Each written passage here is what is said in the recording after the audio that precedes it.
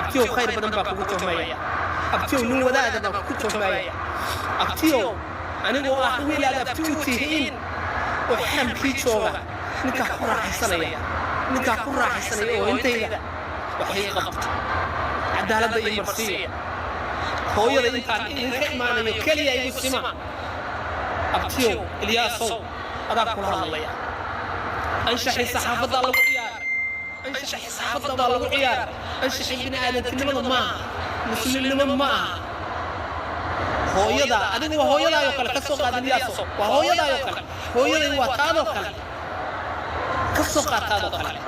oo inta ninkaasi soo qaato oo xoog kaga doobo oo yidhaahdo weliba dhegayso kilibyada dhegayso labada kilib dhegayso madaxweynahana dhegaysi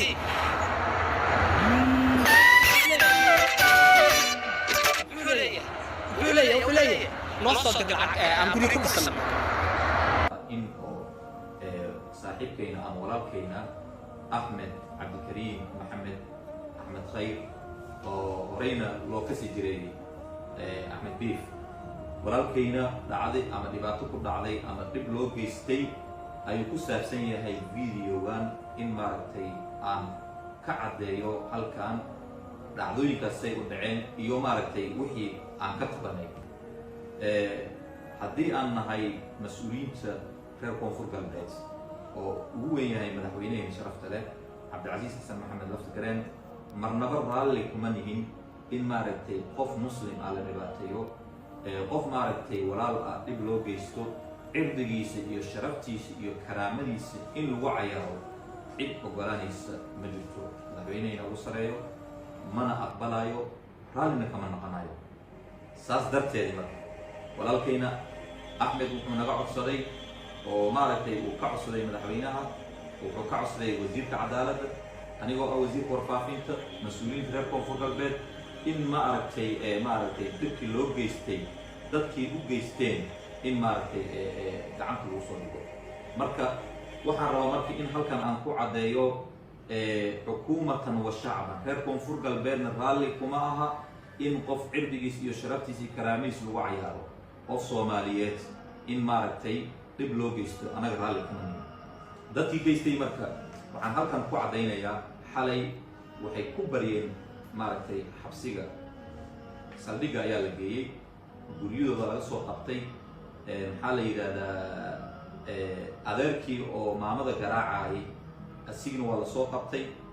wiilkii kaleed oo maaragtay la yidhahdo cabdiqani maxamed mukhtaar ayaa la yidhahdaa asigna videoga maaragtay dadku usoo wacay oo keenay asigna waa la soo qabtay labadoodaba waa xiran yihiin koonfur galbeed tallaabo sharci ay ka qaaday maaragtay saaxiibadayda booliiska aaday u mahadsan yihiin taliya amiin iyo taliya dugudow aad iyo aaday u mahadsan yihiin reer koonfur galbeed macal booliiskoodii ciidamada maaragtay iyo dawladdoodii raalli kama naqanayaan in qof muslim ah cirdigiis iyo sharaftiis lagu cayaaro dhib ayaa loo geystay qofkaas walaalkayna ah markuu uu codsanayay abtinimo wax ku codsanaya abtinimada ka soko annaga qofka abti haddaan u nahay iyo haddaanan u ahaynba cidnama kama aqbalayno qof in maaragtay deegaanadan qof asigoo joogo in dad uu ka dhibaateeyo dhibaato u geysto raalli kuma naqanayno maxaa yeelay haddii raalli aad ka naqatid waxaa weeyaan adigna dhaalimiinta ayaad ka mid tahay unsur akhaaka dhaaliman أو مظلوما قفك حدو ظالم يهي ومضوى إن لغا قبطو دين إسلام كأيانا أمريسو مركا سومال نمد أيانا أمريسو دين تين أيانا أمريسو إن قفك إبات اللو قيستو إن وحلغا قبطو إذا ماذا مركا بوليس آدي أما سنيهين تلياش آدي أما سنيهين تلي أمين تلي دودو آدي أما سنيهين دادك إيسو قبطين حبسي قلقيي ويكما سنيهين وعاكلا مودمان دادكي صوتو تي في أما ماركي بيتشي لغو باهي أرنتاسي oo ay ahaayeen ayagana gaarsiya TV ayagana maaragtay cabdimajid wiil la yiraahdo ayaa asigana mas'uulka waa la hadlay asigana saldhigga hadda inuu tago ayaa maaragtay telefoonka aan u garaacay aan telefoonkiisa markii la siiyay saldhigga laga rabanahay marka dadkaasna waa la xisaabtami doonaa waxaa kale rabaa halkan inaan ku cadeeyo baraha bulshada ama maaragtay miidiyaha ama TV ha noqdo ama maaragtay Facebook ha noqdo dadka isticmaalo waxaan u sheegayaa qofka maaragtay bini aadamka muslimka ah cirdigiisa iyo sharaftiisa iyo karaamadiisa laguma xadgudbi karo haddii qofku wariig uu yahay ama saxaafaddu wax ka yaqaano حاويا شروع وهو يقارا personal attack of Muslim أدنى ولي مسلمين أشياء سومالين أتاعي personal attack ما سمين كتير أما قف مارتي أو بهدلات يو شربتي يو كراميس عمري سأدو بيستين مارتي لما أقولنا براه بلشدنا أما كوري أهان أما كصحافة أهان شرعي ميري كلا فرنتاي معها قفك إن مارتي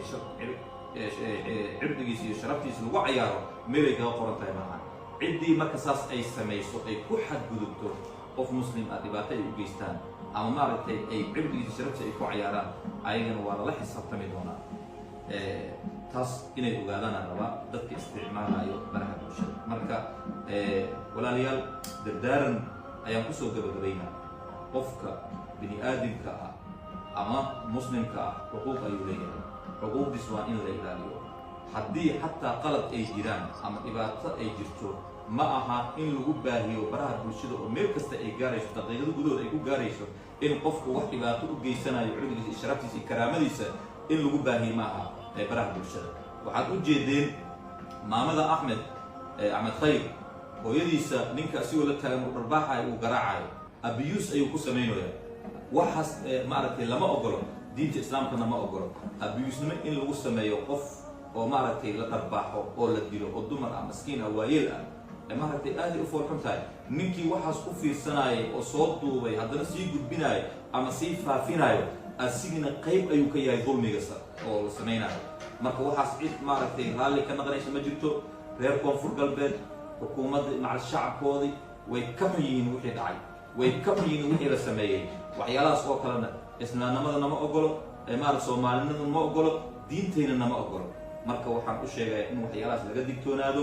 walaalkayna axmed biifna waa la hadlay xalay ayaan la hadlay axmed khayr allah siiyo waan u sheegay in dadkii lasoo qabtay asigina wuu og yahay oo gurigii intuu wacay loo sheegay dadkii in booliis loo soo diray oo gurigii laga kaxeeyey oo saldhigga ay ku xiran yihiin wuu og yahay axmed marka maaragtay wixii dhacay aad ayaan ugu xunnahay anigoo maaragtay ku hadlaayo maaragtay dowladda koonfur galbeed magaceeda madaxweynaha magaciisa anigoo ku hadlaayo aadan ugu xunnahay abtinimo ka sokow soomaalinimadana kuma jirto islaamnimadana kuma jirto meelay kaga qoran tahay malahan in qof cirdigiis iyo sharaftiis iyo karaamiis lagu cayaaro marna ma yeelayno mana ogolaan doona insha allah waana maaragtay waxaan ku leenahay wixii dhiba ku gaaray ama kugu dhacay maaragtay fasabrun jamiil iska sabar soomaalina way og tahay in ahlu khayr aad tahay in maaragtay qof wanaagsan aad tahay cid kasta markhaati ay ka tahay maaragtay ilaahay agtiisna karaamo ayaad ku leedahay sharaf ayaad ku leedahay maaragtay ilaahay maaragtay cibaadadan ha ka aqbalo marka annagana